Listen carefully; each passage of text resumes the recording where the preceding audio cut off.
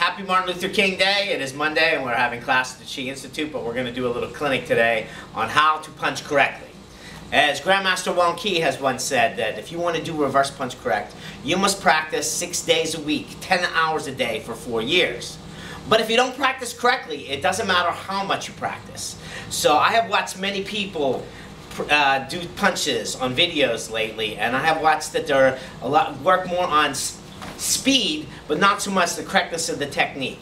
And also the impact area of the hand, that if they hit something, it looks like they're going to actually break their hand. So you can understand a little bit more, and I can show you some of the muscles and how the technique's supposed to be. I'm going to remove my dobok today. Let's stick it right over here. Now, for what we're going to do, you can practice reverse punch 2 ways. You can either be in a diagonal horse riding position like this at an angle here and twist into reverse punch. Twist. Or you can start off back stance and slide forward. Yes, I'm using my left hand. Many great fighters and martial artists are left-handed. Grandmaster Richard Burns was left-handed. Superfoot Bill Wallace, who's very famous, Tung Sado, was left-handed. Of course, everybody knows Rocky Balboa was also a southpaw. So you people right-handed are going to have to translate this.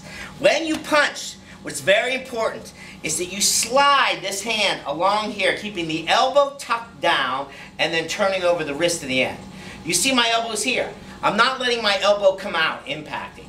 If you hit something hard, more than one board, and the elbow is facing outward, you're going to get what's called tennis elbow, and the shock wave is going to go out. It's not going to go straight into your target.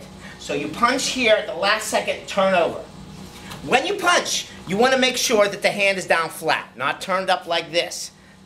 Down flat, and the hand is turned 11 degrees, so these two bones line completely up. You want to work on this muscle. This is your punching muscle. It stabilizes the wrist. You can do it through weights, lift weights like this. Let's grab me one of those punches. Here, rolling down and coming up this way to strengthen that muscle.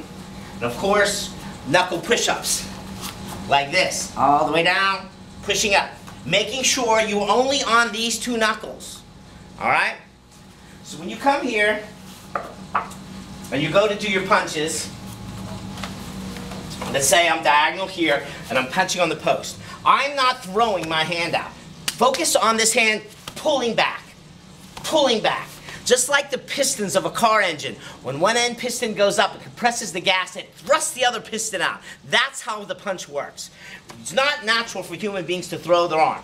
You focus by pulling the other arm back. So pull, punch straight in. Deep breath in, pull, punch straight in. You see 2 muscles, bones lined up, straight here like this, arm straight, elbow tucked in like this, body back like this. Practice this way correctly. We'll make sure that you have a good punch. It'll be solid when you hit somebody. You won't break your hand. You won't bend your wrist. All right? Focus on these areas. Punching is very important. It is the symbol of Tung Sado. We practice what's called ilga pilsai. A lot of people don't even use that term anymore. It means 1 strike kill. You know, or 1 strike defense now, which is more politically correct. But unlike Taekwondo, we don't have a lot of speed in our techniques. We want to make sure when we punch, there's a lot of power, a lot of focus. Drop 1 technique. When you get older, and I'm 52 now, you'll find that you're not going to do a lot of flying jump kicks or fancy techniques to defend yourself. It may come down to a simple punch. Make sure you practice your punches correctly. All right, well, I hope that helps you all, and I hope you have a great holiday. And Tong Su!